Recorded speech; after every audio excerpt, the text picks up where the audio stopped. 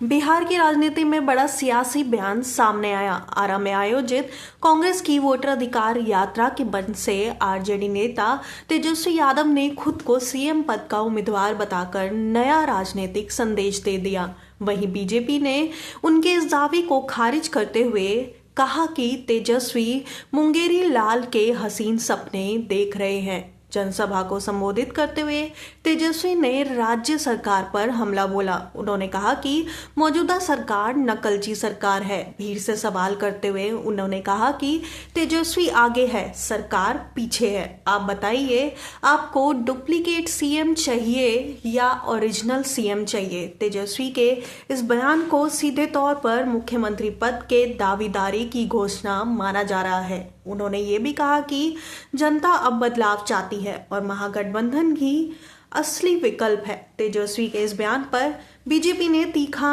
पलटवार किया।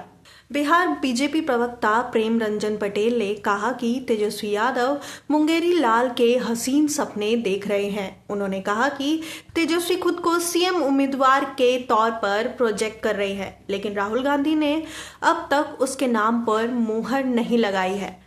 पटेल ने आरोप लगाया कि जब भी राहुल गांधी से तेजस्वी को लेकर सवाल पूछा जाता है तो वे चुप्पी साध लेते हैं। यही वजह है कि तेजस्वी के नाम पर महागठबंधन में सहमति नहीं बन पा रही है। बीजेपी प्रवक्ता ने कहा कि तेजस्वी यादव ने आरा की रैली में समाजवादी पार्टी प्रमुख अखिलेश यादव को बुलाया ताकि राहुल गांधी पर दबाव बनाया जा सके, लेकिन इसके बावजूद राहुल गांधी ने तेजस्वी को लेकर कोई ऐलान नहीं किया। पटेल ने दावा किया कि कांग्रेस और महागठबंधन को पता है कि जैसे ही तेजस्वी को सीएम का चेहरा घोषित किया जाएगा, गठबंधन में दरार पड़ जाएगी। उन्होंने कहा कि तेजस्वी भ्रष्टाचार के कई मामलों में आरोपी है और जांच एजेंसियां उनके खिलाफ कार्रवाई कर रही है। ऐसे में महागठबंधन के सहयोगी दल भी चुप्पी साधे हुए हैं और उनके नाम पर सहमति नहीं जता रहे हैं। प्रेम रंजन पटेल ने कहा कि बिहार में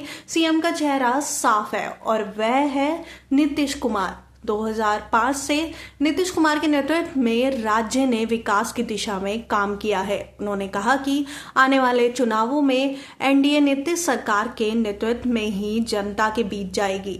पटेल ने सवाल उठाया कि महागठबंधन का चेहरा कौन है। बार बार आरजेडी तेजस्वी को सीएम उम्मीदवार बताते हैं, लेकिन कांग्रेस और अन्य सहयोगी दल इस मुद्दे पर कुछ नहीं कहते। ये साबित करता है कि महागठबंधन के भीतर ही एकजुटता की कमी है। इस बीच आरा की रैली में पहुंचे कांग्रेस सांसद और लोकसभा में विपक्ष के नेता राहुल गांधी ने भी बीजेपी पर हमला बोला। उन्होंने आरोप लगाया कि बीजेपी और एनडीए चुनाव चोरी करती है। राहुल ने कहा कि इन्होंने महाराष्ट्र में चुनाव चोरी किया, हरियाणा में किया, लोकसभा चुनाव में वोट चोरी किया, लेकिन हम बिहार का चुनाव इन्हें चोरी नहीं करने देंगे। तेजस्वी यादव के इस बयान ने बिहार की सियासत को और गरमा दिया है। एक तरफ आरजेडी नेता खुद को ओरिजिनल सीएम बताकर जनता के सामने पेश कर रहे हैं, तो दूसरी तरफ बीजेपी इसे राजनीतिक महत्वाकांक्षा और सपनों की राजनीति बता रही है। कांग्रेस की ओर से अब तक तेजस्वी को लेकर कोई औपचारिक ऐलान नहीं किया गया है, जिससे महागठबंधन के भीतर भी असमंजस की स्थिति बनी हुई है।